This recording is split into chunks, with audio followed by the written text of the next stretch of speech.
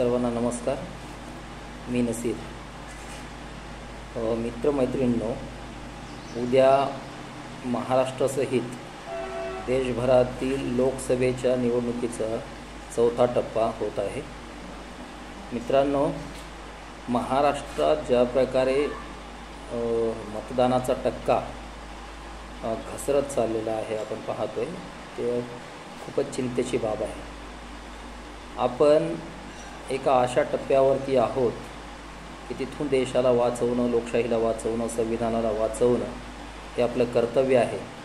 आणि अशामध्ये आपण उदासीन होऊन, निराश होऊन चालत नाही. आपण मोठ्या प्रमाणात आपलं मतदान करून आपल्या देशाला, संविधानाला, लोकशाहीला वाचवण्यासाठी आपण पुढं आलं पाहिजे.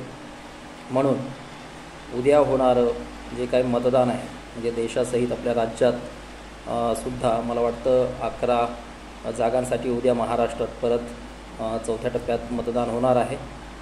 त्यासाठी आपण कंबर कसून उतरलं पाहिजे.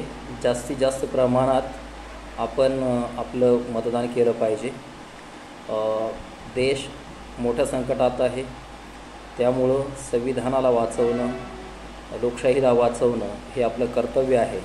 आणि त्यासाठी आपण प्रत्येकाने जास्तीत जास्त प्रमाणात मतदान केलं पाहिजे, असं मी आपल्याला आवाहन करतो.